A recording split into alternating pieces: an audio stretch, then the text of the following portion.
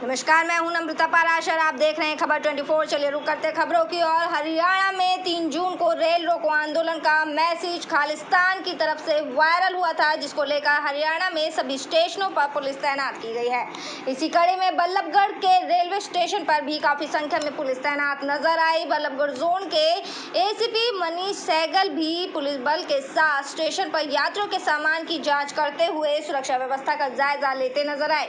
ACP Manish Sehgal ने media को जानकारी देते हुए बताया कि पूरे हरियाणा में खालिस्तान की तरफ से रेल रोको आंदोलन का मैसेज वायरल हुआ था, जिसको लेकर फरीदाबाद के कई स्टेशनों पर पलवल से तुगलकाबाद तक स्टेशन पर पुलिस तैनात की गई और आने जाने वाली गाड़ियों के सामानों की भी जांच की गई।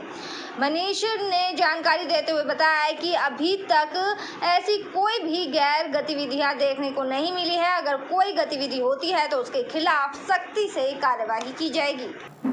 ये कमिश्नर और पुलिस फरीदाबाद की तरफ से जो है 10 पॉइंट्स जो है पुलिस फरीदाबाद में है, तो उनमें से एक पॉइंट रेलवे स्टेशन बल्लभगढ़ भी है।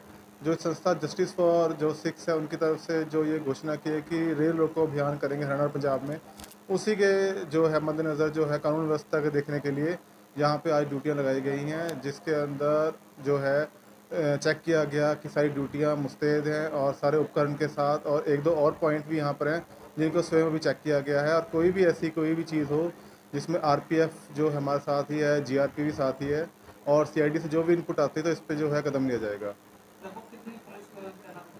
जो बल्लभगढ़ जो रेलवे स्टेशन है, इसमें तकरीबन 100 के आसपास जो हैं, जिसमें 2 जो हमारे थाना प्रभारी भी हैं और 2 जो हमारे चौकी इंचार्ज भी हैं, और साथ साथ जीआरपी और आरपीएफ की तरफ से भी मुलाजिम है, और ड्यूटी मजिस्ट्रेट भी इसमें अपॉइंट किए गए डीसी साहब की तरफ से। तो कोई भी घटना से है तो उससे अब जो है निपटने के लिए जो है पूरी व्यवस्था यहाँ पे तैयार है।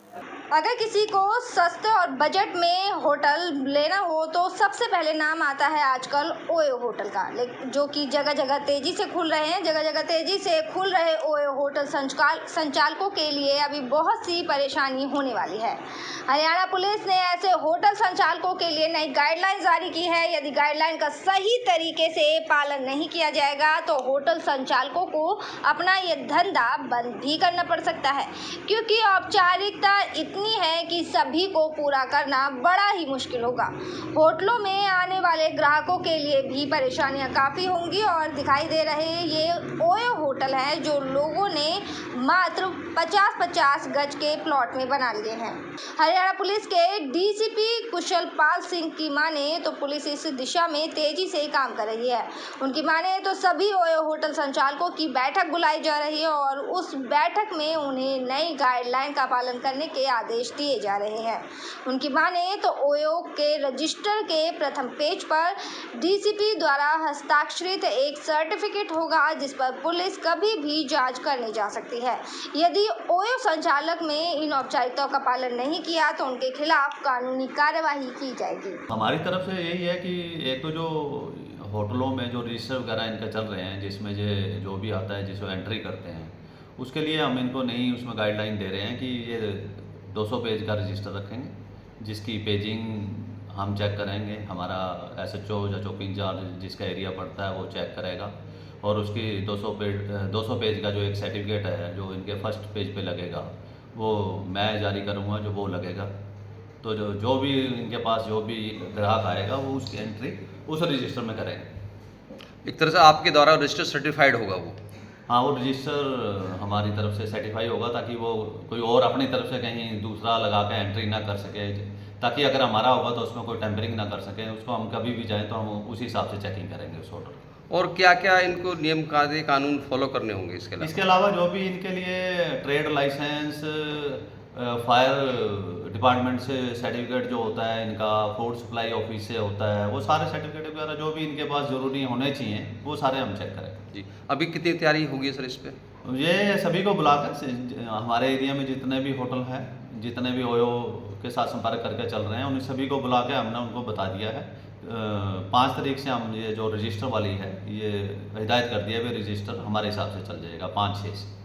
चलिए खबरों में बात करेंगे अब सीएम फ्लाइंग की तरफ से लगातार हो रही कार्रवाई के बारे में। हरियाणा प्रदेश में सीएम फ्लाइंग लगातार कार्रवाई कर रही है। इसी कड़ी में बल्लभगढ़ के बोहरा पब्लिक स्कूल के पास बोहरा गली में स्थित गोल्डन नेस्ट नाम के बॉयज पीजी में सीएम फ्लाइंग की टीम ने बिजली चोरी के खिलाफ छापेमारी की और कुल 9 किलोवाट की बिजली चोरी पकड़ी गई।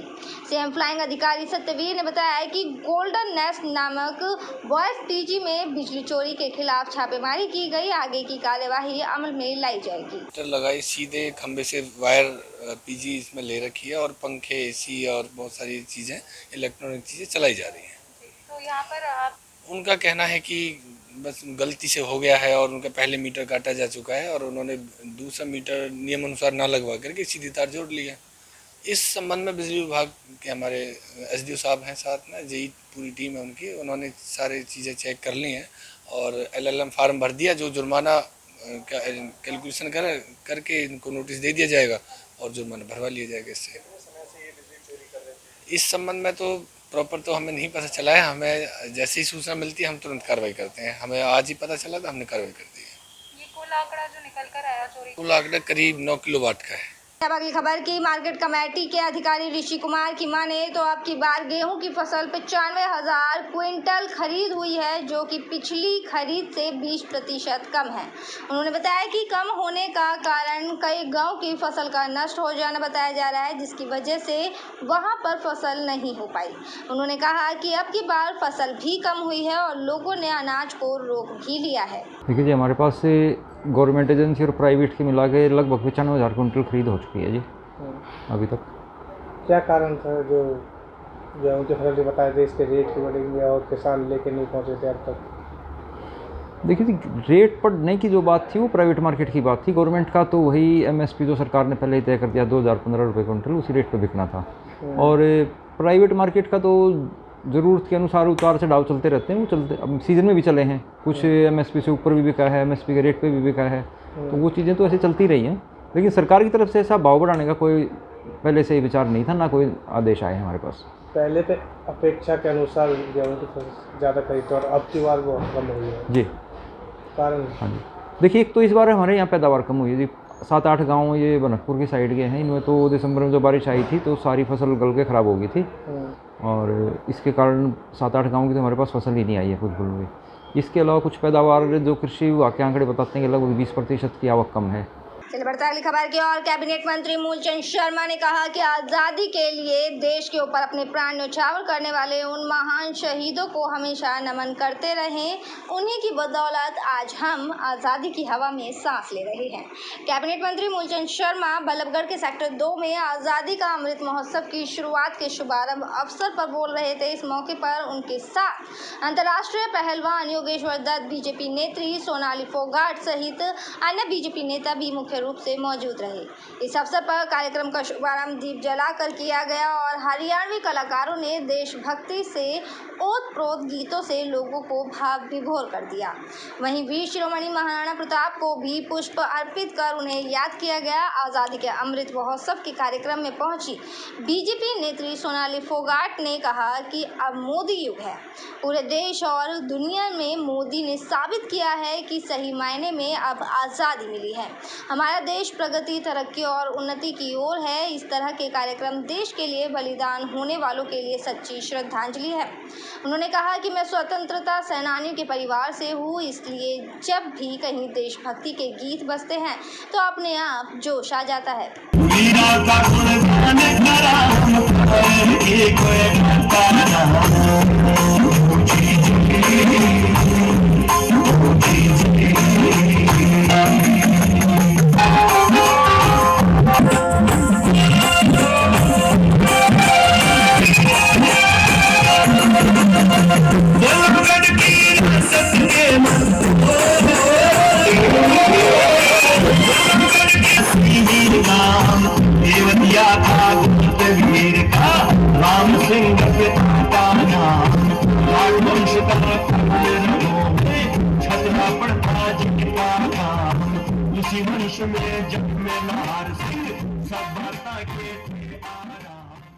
आज़ादी का 75वां जो अमृत महोत्सव पूरे राष्ट्र में मनाया जा रहा है।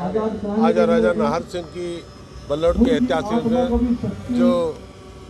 जो अमृत महोत्सव मनाया जा रहा है 75वां, और बल्लौर की शहीदों की भूमि पर आज महाराणा प्रताप जयंती, और बल्लौर में जितने जो लोग हैं आज़ादी के पर्व पर अपने आज़ादी के जिन लोगों ने कुर्बानियाँ दी, उन कुर्बानियों के साथ साथ उनको याद किया गया। और जहाँ किसान और जवानों ने जो देश की रक्षा की, इन सारी गाथाओं को लेकर देश के प्रधानमंत्री जी ने जो आज़ादी का 75वां अमृत महोत्सव बनाया है, मैं उसके लिए सबको बधाई देता हूँ। क्या संदेश देना चाहोगे बल्लौर की जनता को? सबसे लंबा ये महोत्सव मनाया जा रहा है फरीदाबाद में। नहीं, मेरा है कि जो प्रदेश और देश में जो अमृत महोत्सव मनाया जा रहा है, और इस संदेश ये है कि अपने जो 75 में आज़ादी के उन शहीदों के नाम से जिन्होंने आज़ादी लेने के लिए सब कुछ अपने जीवन का न्यौछावर करा, कहीं किसान ने अपने लक्ष्य में संभाग्य जो फाउंडेशन है 75 दिनों का कार्यक्रम रखा है और युवाओं को प्रोत्साहन मिल रहा है। हमारे देश का जो युवा है इन कार्यक्रमों से मोटिवेट होगा, और आज की हमारी जो सरकार है मोदी युग में उसको कहूँगी, जो हमारे देश को विकास की गति को और ऊंचा कर रहे हैं, तरक्की और उन्नति के रास्ते खोल रहे हैं। पूरी दुनिया में आज भारत का लोहा मान रही है दुनिया, और ये सिर्फ मुमकिन हुआ मोदी जी की वजह से। आज इतना अच्छा भारत उन्होंने हमें दिया है, सही मायने में आज़ादी मिली है हमें आज की। सबसे लंबा ये आज़ादी का महोत्सव मनाया जा रहा है, 75 दिन लगातार चलेगा, क्या कहेंगे? देखिए, मैं इनको शुभकामनाएं देना चाहती हूँ, इस फाउंडेशन को, संभाग्य फाउंडेशन,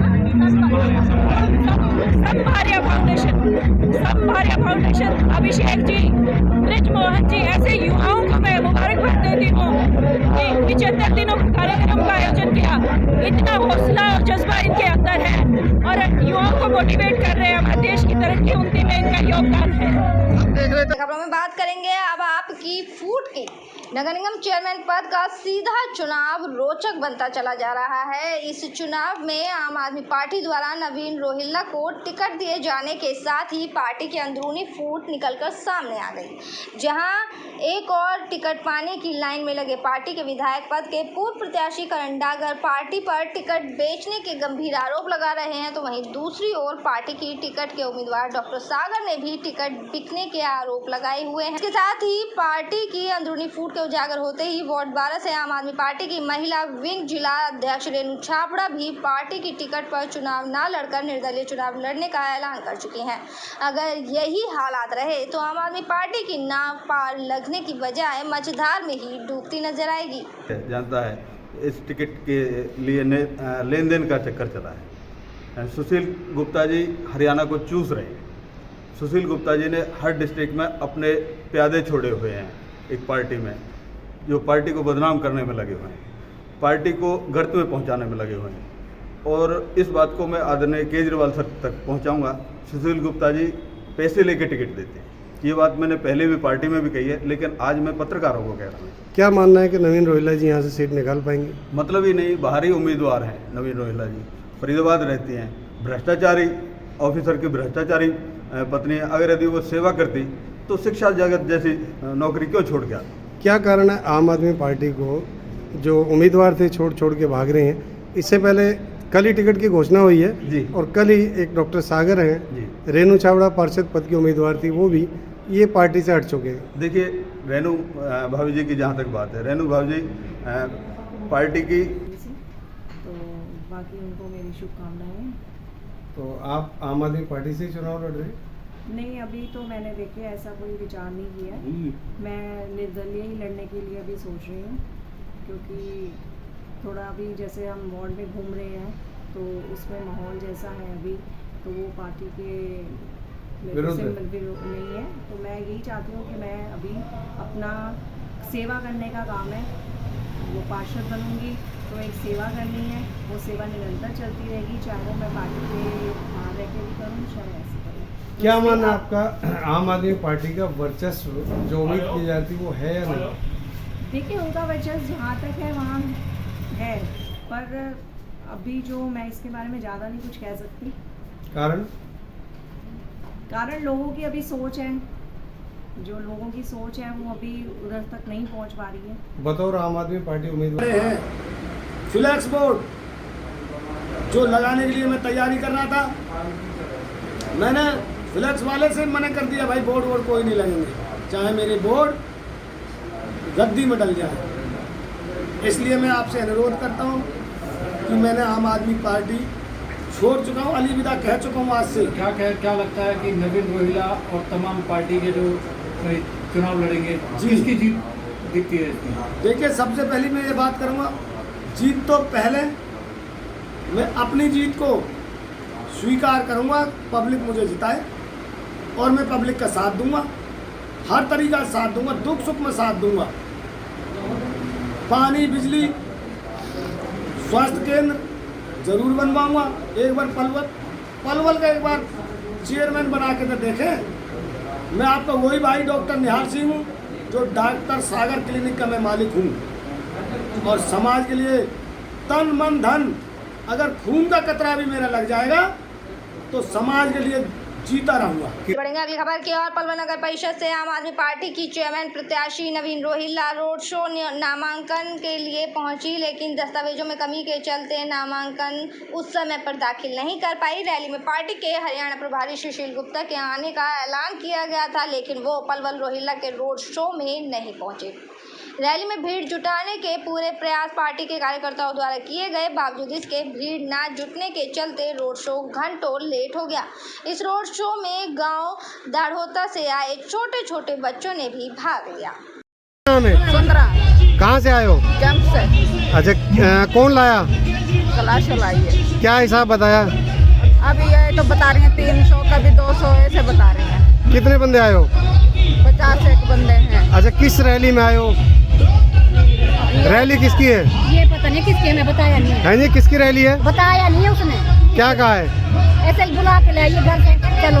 अच्छा, रैली नहीं बताई किसकी है? अभी नहीं पता, नाम लिखवाएंगे। अभी नहीं बताया। नाम लिख लिए तुम्हारे? नहीं, अभी लिखवाएंगे। आज किसकी पड़ोस में आए हो? आम पार्टी। कौन लाया तुम्हें बुला के? पप्पू। कहाँ का रहने वाला है? तो कितने में आए? आज की दिहाड़ी कितने में तय हुई? 600 रुपए में एक आदमी। कितने आदमी आए? 6 आदमी आए। मजदूरी 450-500 चलती है जी। नाम क्या आपका? रोशन लाल जी। कहाँ से आए हो? बैंकपुरा मोहल्ले से जी। तो कितने पैसे तय हुए हैं? भाई पैसे हमसे तय हुए वगैरह, जो सेवा बनी है वो कर देंगे। मतलब यही कहा है कि जो तुम्हारे दिन की मजदूरी है वो मिलेगी। हाँ। तो कौन बोला तुम्हारे को? कौन बोला? एक कोई प्रधान है, वो कह रहा था कि जो। क्या नाम है प्रधान का? प्रधान का नाम क्या है? नाम नहीं जानता। रतन। तो कितने आदमी आए हो? आदमी कितने आए हो? आदमी तो 50-60, 40-50 है। 6-7 गाड़ी भर के आई है। देखो आज एक गाड़ी में देखो 7-8 आदमी तो है ही है। चलिए खबर में बात करेंगे अब गुरुग्राम की। फारूक नगर डाबोदा रोड पर पुलिस ने 44 वर्षीय एक ट्रक ड्राइवर का शव सड़ी गली हालत से बरामद किया। मृतक की गला रेत कर हत्या की गई थी। मृतक की पहचान डाबोदा निवासी धर्मेंद्र के रूप में हुई है। मृतक के परिजनों की माने तो धर्मेंद्र की किसी से कोई रंजिश नहीं थी। 31 मई की शाम को वो अपने घर से साथी वीरभान के साथ निकला था। 2 दिन तक जब भी धर्मेंद्र घर नहीं आया तो उसकी तलाश शुरू कर दी, लेकिन उसका कहीं कोई सुराग नहीं मिला। इतना ही नहीं, वीरभान का भी कहीं कोई अता पता नहीं है। मृतक धर्मेंद्र के परिजनों ने वीरभान पर हत्या किए जाने की आशंका व्यक्त की है। एसीपी क्राइम की माने तो फारूक नगर पुलिस को डाबोदा रोड पर झाड़ियों में एक व्यक्ति का शव बरामद हुआ है। मृतक की गला रेत कर हत्या की गई है। पुलिस ने शव को कब्जे में लेकर जांच शुरू कर दी है। मृतक के परिजनों की शिकायत पर पुलिस ने हत्या का मामला दर्ज कर हत्यारे की तलाश शुरू कर दी है। ट्रक ड्राइवर धर्मेंद्र की हत्या किसने और क्यों की, ये सवाल अभी बना हुआ है। पुलिस की माने तो जिस जगह हत्या हुई उस जगह से पुलिस ने ट्रक भी बरामद कर लिया है। ना तो ट्रक से किसी तरह की छेड़छाड़ की गई है, ना ही मृतक से कोई लूट के निशान मिले हैं। बहरहाल पुलिस पूरे मामले की गहनता से जांच में जुटी हुई है। काट के हत्या कर दी गई। कब पता चला था आपको? ये हमें 2 तारीख को शाम को पता चला है। ये स्वरूप नगर पुलिस स्टेशन से फ़ोन आया। उन्होंने बताया कि आपका भाई हॉस्पिटल में भर्ती है, उसका एक्सीडेंट हो गया है, आप यहाँ थाने पे आ जाओ। और जब हम वहाँ पहुँचे तो उन्होंने कहा कि अभी हम उसको लेके चलेंगे। और उसके बाद में थोड़ी देर के बाद में उन्होंने मुझे कहा कि वो तो एक्सपायर हो गया, उसकी किसी ने गला काट के मृत्यु कर दी। किसी पे शक है, किसी से लड़ाई झगड़ा था, रंजिश थी?